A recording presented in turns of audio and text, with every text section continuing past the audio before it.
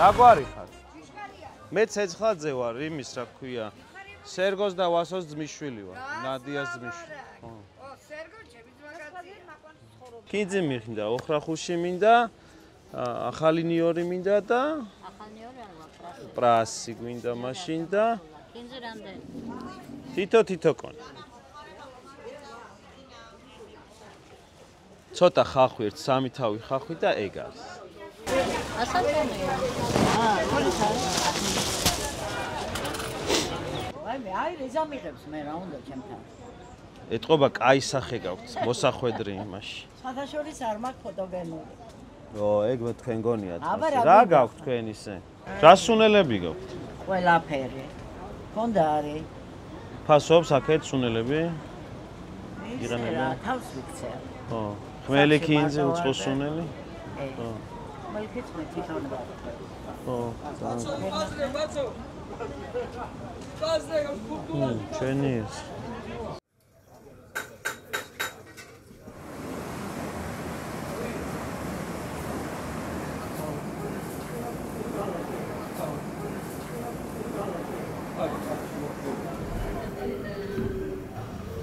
ქალაქში ხო? ძალიან. რამდენისა? არაფერი. ბიჭო, ეგრე არ მინდა. ხო რა? აი, უბაში მასეა. მე ცოტა უხერხულად ვიგრძელნი ახლა თავი.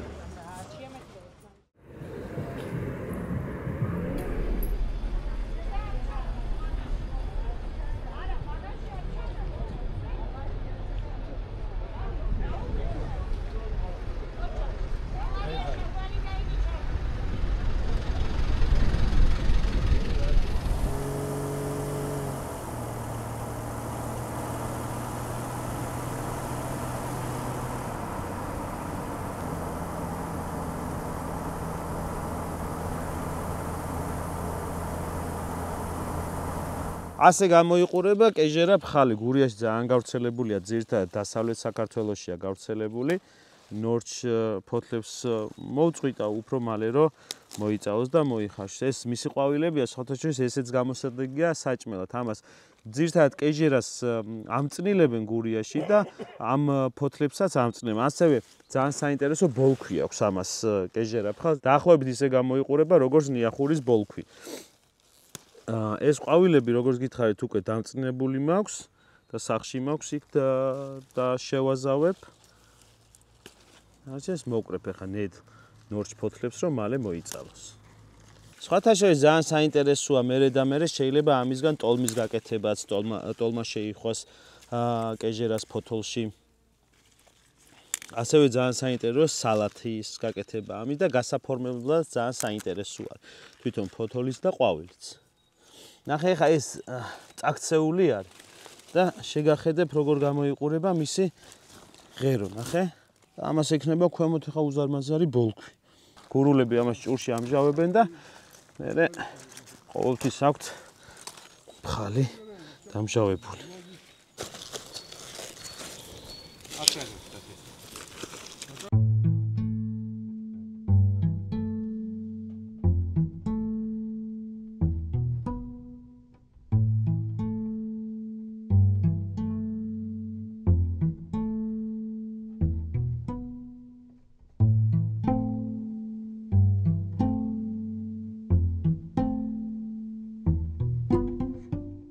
დღეს ვამზადებ ძალიან მარტივ, ბუნებრივ, მსუბუქ ფხალს.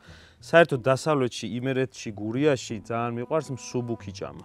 მსუბუქ ჭამაში შედის ფხალეული, ჭადი, ყველი, ეს ცოტა მძიმეა, ბიძაჩემა გამოგვატანა, სტუმრად ვიყავით, მოვკრიფეთ კეჟერა ფხალი. დღეს გავაკეთებ გურულებისთვის ყველაზე საყვარელ კეჟერა ფხალს და გურულებისთვის დამახასიათებელ კეჟერა ფხალს.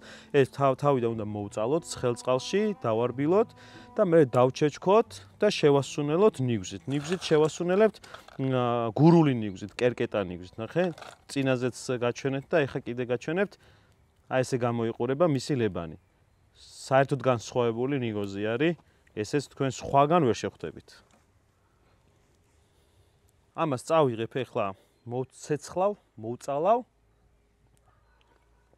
და შევასუნებ. აგერ გვაქვს კიდე მჭადის ფქვილი, კაი სქელ მჭადს გავაკეთებთ, აგერ ესეც ბიძაჩემან გამომატანა ყველის სოფლის სახლის და ყველაზე მნიშვნელოვანი მოვიწყდებოდა დღეს კეჟერა ფხალს ცოტა ჩემებური ინტერპრეტაციით გავაკეთებ და დაუმატებ ლურჯ ყველ კასტელოს დანიურ პროდუქტს ძალიან დიდ პატივს ვცემ და ამაზე კიდე ბევრჯერ ვისაუბრებთ სიღრმისეულად და მჭადს ასევე ოდნავ გავამდიდრებ და აქაც გამოვიყელებ კასტელოს ბრიის დანიური ბრენდი არის ესეც რომელიც აი ეს ბრი რო ახსნა აი გავხსნი და გაჩვენებთ როგორ გამოიყურება ეს ყველი როგორი ნაზი და ფაფუკი არის ნახეთ ძალიან როგორაა ჯერ შეფუთული რა რუდუნებითაა ჯერ შეფუთული ნახეთ როგორი ობი აქვს გარედან მოკიდებული დამცავი შრე ნახეთ როგორია და ისეთი ნაზი და ფაფუკი არის და რბილი მჭადს კიდე უფრო გააკეთილშობილებს ანუ დღეს გვაქვს გურულ ოდნავ ჩემ ხასიათ მიცემული კერძები მოკლედ და მსუბუქი რაც მთავარია. კაი მე მგონი გამიგრძელდა ლაპარაკი და ეხლა წავიღებ ამ კეჟერა ფხალს, კეჟერა ფოთოლს და ჩავაგდებ წყალში და მოვწალავ.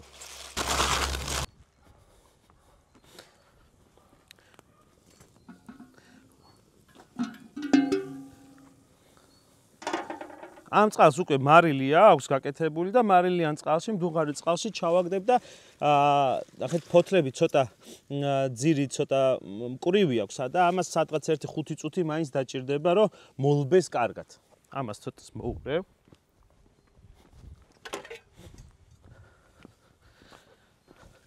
ამასობაში სანამ ფხალი მოიწალება აგერ ნაკვაჩხალიც უკვე მინელდა და ქვისკეთს დავაგდებ რომ მჭადი კეთზე გამოვაცხო.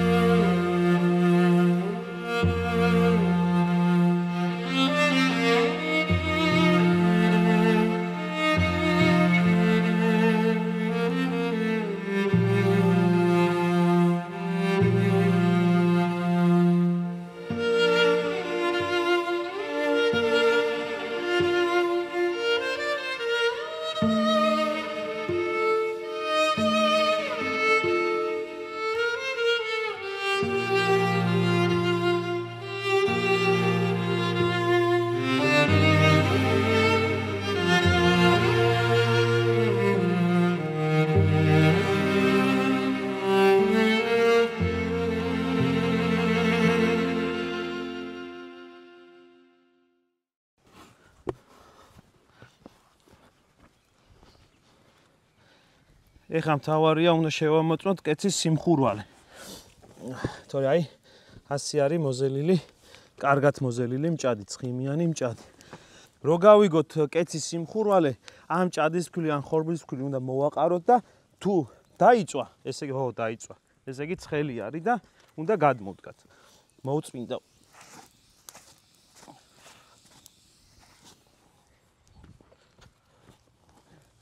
ეს არის ახლა უნდა შენელდეს ამის სიმხურვალე და მერე დავაკრათ მჭადი.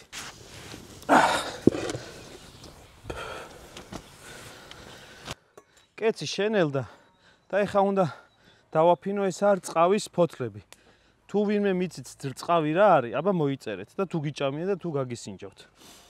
მე ამას მჭადს არ ვაკრავ. მჭადი არის მოცულობითი და მისი დაკვრას ახლა აზრი არ აქვს, იმიტომ რომ ფორმას დაკარგავს. ძალიან სათუთად ჩასაკრავი იქნება ის სიმხელა მჭადი, ასე რომ ჯერ ფოთლებს დავდებ და მერე მჭადს დავაკრავ.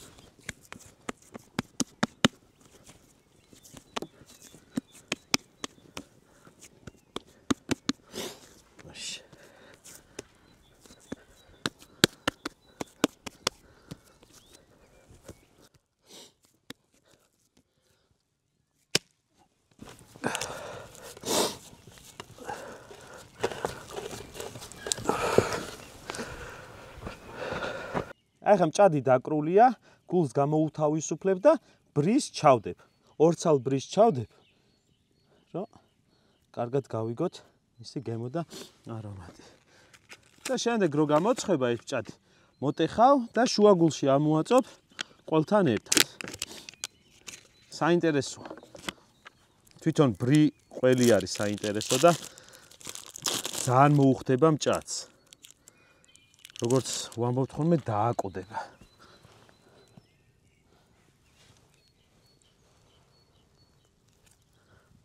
აჰა. ცოტა მოულესა.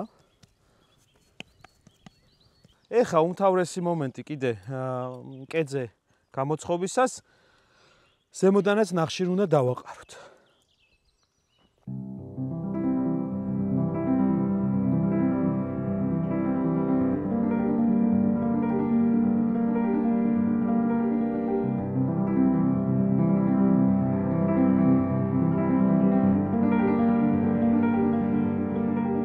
რაც მჭირდება ხალის მოსამზადებლად, კეჟარა ხალის მოსამზადებლად ნიორი არის, ახალი ნიორი და აქ წლების განმავლობაში ჩავთვალოთ, რომ ეს არის ველური ნიორი, ველურად ამოსული ნიორი, აქ არაფერი არავის არ დაუთესავს წლებია, მაგრამ აი ესე ამოდის და ამოვთხრი ხა ამას მე.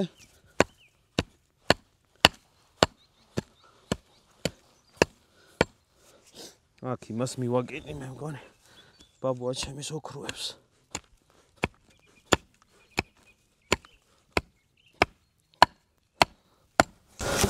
აი ესე გამოიყურება ჩვილი ჯერჯერობით პატარა ნიორი, ველურად ამოსული.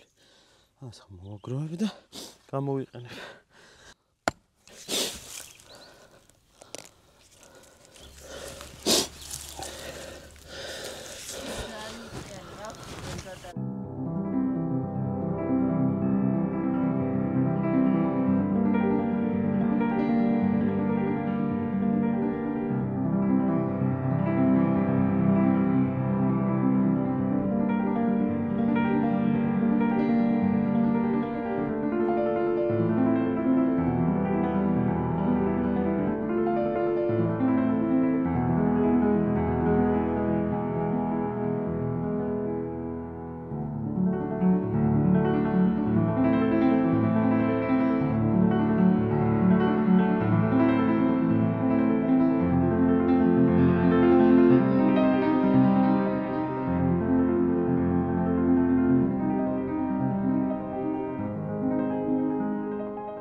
ყველა ბალახი რაც მქონდა დავჭერი. აი ესე გამოიყურება დაჭრილი კეჟერა, ქინძი, მაკიდო, ხახვი ველური, პრასი და კეჟერას დამჟავებული ფოთოლი. ეხლა ცოტა ნიგოსაც დავუმატებ აქ. აი ესე მოვაპნევ და ამ ყველაფერს ეხლა ერთად ავზელ. ცოტა მარილს დავამატებ. თან ეს ნიგოზიც კერკეტა ნიგოზი არის. მარილს დავამატებ.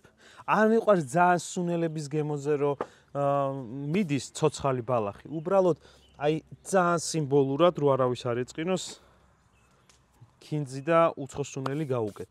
ეხლა ამ ყველაფრის არევა უნდა მოხდეს ერთმანეთში და ყველაზე მნიშვნელოვანი რითიც ეს ფხალი იქნება განსხვავებული იქნება კასტელოს ბლუჩიზის დამატებით. აი როგორი არის ბლუჩიზი. ობიანი ყველი, რო ვეძახით. ცოტა წყალს დავამატებ. აჰა. და ძველი ტრადიციული მეთოდით ორი თეფშით დავიწყებ ამორევას და გადარევას და დანაყვას.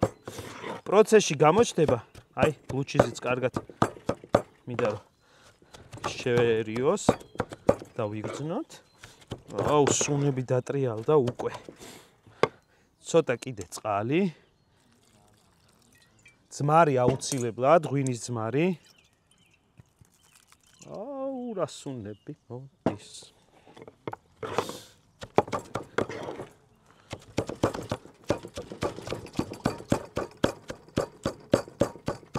ბლუჩიზი მინდა კარგად გავხსნა და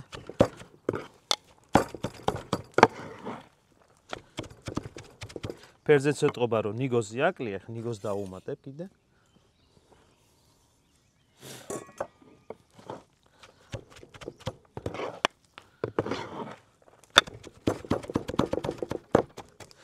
როდესაც ბლუჩიზით ვაკეთებთ, მარილთან უნდა ვიყოთ ცოტა ყურადღებით.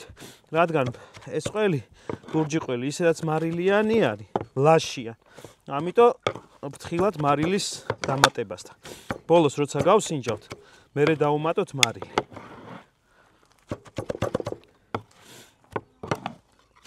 კიდე ბევრი ნიგოზი.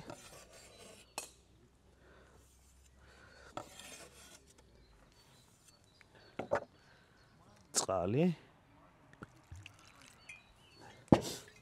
და ძმარი აუცილებლად.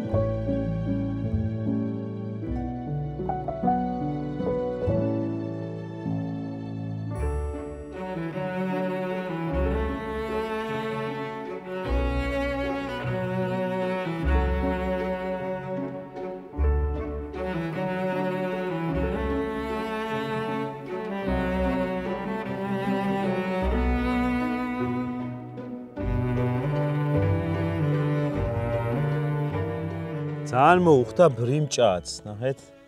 ვულკანივით გაიკეთა თავი და ცოტა ყველიც გადმოვიდა. ვა.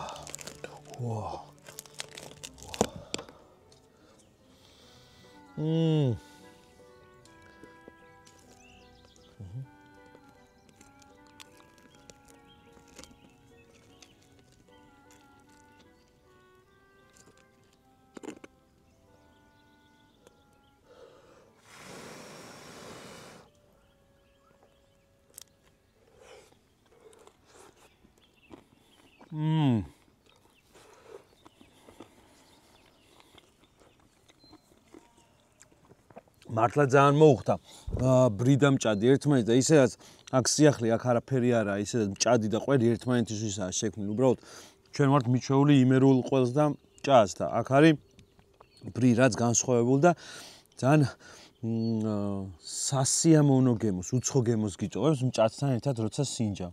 აუცილებლად გამოცადეთ ეს ვერსია მჭადის და ყველის კომბინაციის. ეხლა გადმოვალ კეჟერა ფხაზე და ვერ ჩვენ ერთი სული მაქვს მჭადთან ერთად გავსინჯო. აი ამას მივაყოლებ უკვე იმერულ ყველს და ვიჩნას.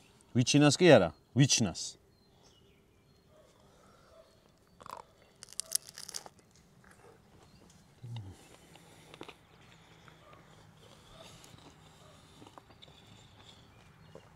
აუ არა მაინც იმერული ყველის მჭადის და ფხარის კომბინაცია არის იდეალური.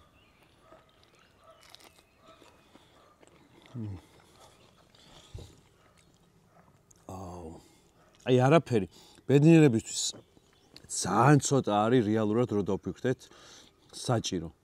სოფელში, ბუნებაში, სიწყნარში და გემრიელ მსუბუქ საჭმელში.